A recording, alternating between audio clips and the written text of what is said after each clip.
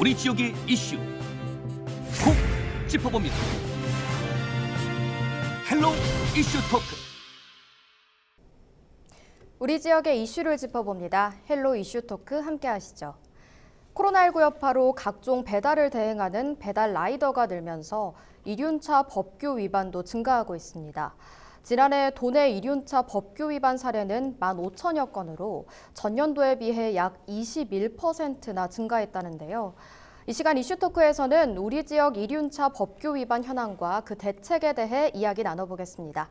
지역 공공정책연구원 기화서 박사와 함께합니다. 안녕하십니까? 네, 안녕하십니까? 네, 가장 먼저 우리 지역 이륜차 법규 위반 건수부터 짚어주시죠. 그야말로 굉장히 심각하죠. 네, 네. 수치를 먼저 보면은요. 지난 3월 20일 경북경찰청의 집계에 따르면 지난해에 12,536건 정도에서 무려 21%가 증가해서 15,000건이 넘었었습니다. 네. 좀 더 구체적으로 보면 이제 신호 위반이 2020년에 비해서 무려 29%가 증가한 4,156건. 네. 그 다음에 중앙선 침범이 69% 증가했고요. 네. 그 다음 또 불법 유턴. 그 다음 두 가지가 굉장히 심각한데 이 교차로에서 사고가 무려 128%가 증가한 수치. 엄청난 거죠. 그 다음도 이제 보행자와 관련된 사건 그리고 또 그 외에 뭐 여러 가지 유형들이 있잖아요. 네. 전반적으로 다 증가하는 이러한 상황입니다. 그러니까 이런 신호 위반 사례는 결국은 이제 그 사망 또는 부상으로 연결되기 때문에 우리가 굉장히 심각하게 다루는 거죠. 네, 그런데 이륜차 법규 위반 사례가 많은 이유가 결국에는 그만큼 이륜차가 늘었기 때문이라고 생각이 되는데 경북도 내 이륜차 현황도 한번 짚어주시죠. 네네, 뭐 우리가 흔히 전국적인 뭐 상황인데 코로나로 인해서 그야말로 집콕 생활을 하다 보니까 네. 주로 이제 주문을 해서 먹는 이 사례가 그쵸. 늘다 보니까 그만큼 그렇게 되면 이제 어떤 것이 늘어나겠습니까? 배달업의 이제 수요가 증가하겠죠. 그러다 보면 이제 배달하면 이제 주로 이제 이륜차 우리가 하는 이제 라이드라고 표현을 하죠. 이제 네. 타고 달리고 배달을 하는 이런 숫자가 이제 늘어난 것인데 우리 경북도 내 상황을 보면은 경북경찰청의 집계입니다. 이 또한 먼저 이제 전국의 그 상황을 보면은 이륜차에 등록돼서는 220만 건이 넘어 있습니다. 그 중에 경북이 이제 18만 3,377 정도의 수치를 가지고 있고. 또 면허 소지자의 수치를 좀 보면 경북의 경우 면허 소지도 이제 종류가 조금 나눠지는데요. 우선 이제 그 원동기 면허 소지자의 경우는 이제 그 16만 3천여 건 정도.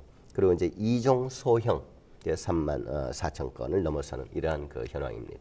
네, 그런데 특히 이륜차는 사고가 발생했을 때 사망 사고로 이어지는 경우가 많아서 더 심각하게 다뤄야 하는 문제인 것 같은데요. 실제로 라이더를 포함한 이륜 교통사고 사망자도 매년 증가하고 있다고요. 네, 이 부분은 우리가 인식하는 것과 조금의 통계상의 차이는 좀 있어요.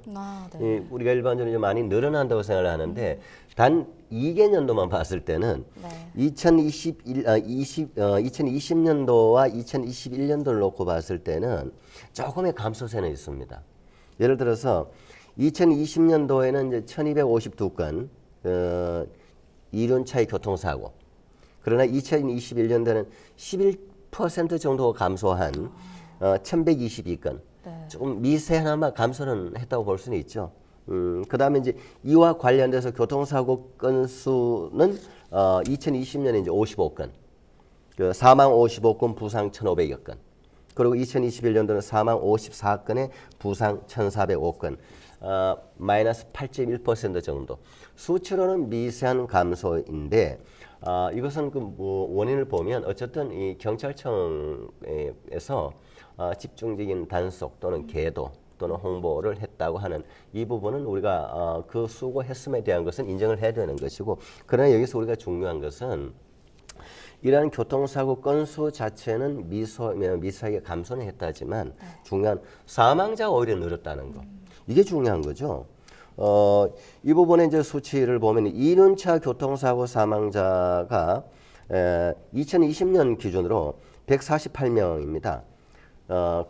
이 부분은 그 전년도에 131명에 비해서 또 10% 이상이 증가한 수치거든요. 네. 그래서 좀 전에 제가 미세하나마 감소한 수치는 있긴 하나 오히려 사망자가 증가했다는 것은 굉장히 우리가 사회적으로 심각하게 인식을 해야 되는 거죠. 네, 상황이 이렇다 보니 많은 분들이 배달 이륜차의 신호 위반이나 과속 등의 문제도 심각하게 느끼고 있거든요. 경찰이 적극적으로 단속과 계도를 진행하는 걸로 알고 있는데요. 현장 상황은 어떻습니까? 일단은 경찰은 전국적으로 올해 5월 31일까지를 집중 단속 기간으로 설정해서 지금도 단속을 하고 있습니다. 하고 있는데 주로 이제 신호 위반, 중앙선 침범, 그리고 이 안전모를 미착용한 상태에서 횡단보도도 가로질러가는 뭐 이런 거 우리 같이 뭐 많이 느끼잖아요. 일상생활 하다 보면 정말 아찔한 경우 너무 많은데. 어쨌든 5월 31일까지 경찰청은 좀 새로운 방식의 단속을 지금 시작을 했습니다. 네. 어쨌든 코로나 상황이기 때문에 또 오토바이라고 하는 그 이 단속의 한계가 직접 그 바로 추적해서 잡는 것이 한계가 있어요. 그래서 일단은 캠코더를 활용해서 바로 직접 영상으로 촬영하는 방식의 단속을 하고 있는데 경찰은 뭐 이렇게 어려움을 늘 호소를 합니다. 이 이륜차 단속은 사실 너무나 힘들다. 왜냐하면 이륜차는 그 속도가 빠르기도 하거니와 그야말로 뭐 좁은 그 이 차와 차 사이도 빨리 지나가 버리고 네. 그러니까 이제 그걸 추적하다 보면 거꾸로 또 2차 사고가 생길 수가 있는 거죠. 네. 그러니까 이제 경찰로서는 굉장히 이제 그러한 아찔한 상황을 조금이나마 덜 만들기 위해서 이제 이런 캠코더 방식을 활용해서 일단 촬영을 하는 것을 중심으로 이제 가려고 하는 저는 이건 뭐 어쩔 수 없지 않나 생각을 합니다. 근데 여기서 또 문제는 이런 차들의 그 소위 말하는 단속을 피하기 위한 이 방법이 이것도 뭐 범죄 시리즈도 아니고 말이죠. 이거 굉장히 지금 다양화되고 있어요. 뭐 옛날 같으면 이제 번호판에 뭐 테이프를 불려놓고 투명 테이프나 이제 반사 테이프를 붙이면 이게 빛이 역반사되어서 번호가 구분이 잘 안 돼요. 이런 거는요 아주 고전적인 방법입니다. 고전. 지금 요즘은 어떻게 하냐면은 접착제를 바르고 또 이렇게 좀 구부려요. 구부리면 선명하게 덜 보이는 거죠. 거리가 또 조금 머물면 이런 방식으로 해서 교묘한 방식으로 이 단속을 피하는.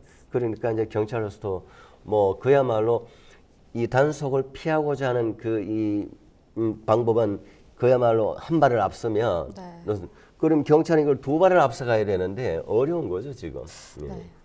단속을 피하려고 들이는 노력을 규칙 준수에 좀 들였으면 좋겠다라는 생각이 드는데요. 네, 그래서 정치권에서도 이륜차 번호판 전면 부착 등의 공약을 내놓으면서 교통안전 강화에 나섰는데요. 이 부분도 한번 짚어주시죠. 우선 뭐 현재 문재인 정부도 뭐 그렇습니다만 이제 어쨌든 이제 윤석열 당선인이 이제 공약으로서 본인 이제 이 정부가 시작이 되면 이륜차 특히 이제 오토바이 교통 안전 정책을 굉장히 강화해서 실행하겠다라는 공약으로 했습니다. 그 이제 핵심적인 것이 뭐냐면 이륜차 번호판 지금 우리 현재는 보면은요 이륜차 오토바이 번호판은 앞에 있나요? 뒤에 있나요? 뒤에 있어요. 뒤에 있어요. 왜 뒤에 있냐면은 일반 자동차는 이제 앞에 범퍼가 있으니까 지정한 부분에 뭐 이 정도 크기의 번호판을 달잖아요. 붙일 수가 있죠. 근데 오토바이는 붙일 공간이 없으니까 주로 이제 후미에 붙이거든요. 그러나 윤석열 당선인은 앞으로 단속을 쉽게 하기 위해서 번호판을 쉽게 인식을 하기 위해서 번호판 전면 부착, 전면 앞에 붙이는 이걸 전면 부착을 하도록 의무화하겠다. 이렇게 해서 이제 굉장히 선언을 했습니다. 저는 나름 효과는 충분히 있다고 생각을 합니다. 그런데 이 부분에 있어서 또 조금 조심을 해야 되는 것이 같은 그 국민의힘의 당이죠. 국민의힘 당의 그 국회의원 홍석준 의원의 경우에는 우리 지금 뭐 대구 지역구의 국회의원인데 이 홍석준 의원은 한 세 가지 차원에서 오토바이 번호판 전면 부착 좋기는 하나 또 좀 조심해야 된다. 신중하게 접근해야 된다라고 한 세 가지 이유를 제시를 하고 있어요. 들어보면 그 또한 일리가 좀 있습니다. 오토바이 차는 첫째, 앞서 제가 얘기했듯이 일반 자동차처럼 범퍼 같은 전면 위치가 아예 없다는 거죠. 붙일 데가 없다는 거. 두 번째는 어느 정도 크기의 번호판을 붙이면 공기 저항을 유발해서 사고의 개연성이 있다.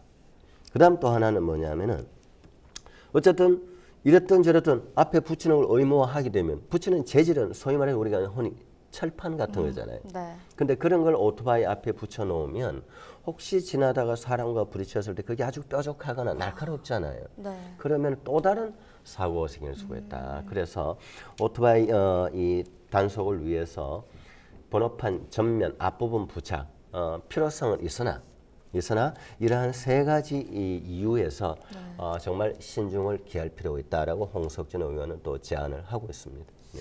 네, 또 다른 사고가 발생하지 않게끔 조금 되돌아봐야 하는 정책이 될 것 같은데요. 네.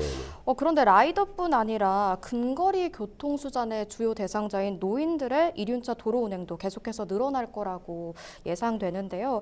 65세 이상 노인들의 고령자 이륜차 교통사고가 경북에서 가장 많이 발생한 것으로 나타났다고요? 참 안 좋은 것이 우리 지역이라서 참 늘 좀 그 민망한데 말이죠. 네. 한국교통안전공단 그 대구 경북 본부가 집계한 2015년부터 19년까지 이제 5개년간을 놓고 보면 네. 65세 이상의 고령 운전자, 뭐 노인이라고 보면 되죠. 노인이라고 표현을 하죠. 네. 65세 이상 고령 운전자로는 교통사고 건수 자체가 전국에 총 1만 5천 건을 넘었었습니다. 그 중에서 경북이 1위입니다. 전국 광역시들 놓고 보면 2,100건이 넘어서 14% 정도로 굉장히 많은 숫자인데 그다음 또 하나는 이제 이로 인해서 발생하는 또 이 사망자 숫자 또 우리가 볼 필요가 있는데 이 사망자 숫자가 전국 광역시들 놓고 보면 또 경북이 2위입니다. 1위는 전라남도인데요. 2위는 경북이고 굉장히 좀 염려스럽죠. 이런 이 고령자의 운전으로 인해서 어쨌든 특히 이런 이륜차의 이 운전이라고 하는 것은 방음막이 없잖아요. 일반 차량 같이. 그렇죠. 없다 보니까 사고가 나면 부딪히는 사람이나 그 부딪힘을 당하는 사람이나 치명적일 수밖에 없는 거거든요. 그래서 우리 이제 치사율로 표현을 하면 이 고령 운전자가 사고로 인해서 사람을 사망에 이르게 하는 그러면 치사율 같은 경우에 고령자 아닌 사람에 비해서 무려 2.5배가 높아요. 네. 그렇죠. 왜냐? 그건 다시 말하면 65세 이상 나이가 들어갈수록 운동신경과 반사신경이 줄어들거든요. 젊은 사람은 달라지거든요. 그러니까 이제 이만큼의 이제 그 수치 차이가 나는데 또 하나 문제는 우리 경북은 이 농촌을 많이 끼고 있지 않습니까? 그러니까 농촌 지역 우리 뭐 지금도 조금만 이 도심부에서 벗어나면 시골에 오토바이 타고 다니는 그 어르신들 많이 보잖아요. 게다가 완전모까지 안 쓰고 다니시는 분들 너무나 뭐 태연자작하게 다니시는 분들 너무 많아서 참 염려스러운데 또 더구나 또 염려스러운 게 이제 여름이 다가오잖아요. 덥잖아요. 그러면 더더구나 이제 안전모를 안 쓰는 거죠. 그럼 이제 사고가 그야말로 더 치명적일 수가 있다는 거죠.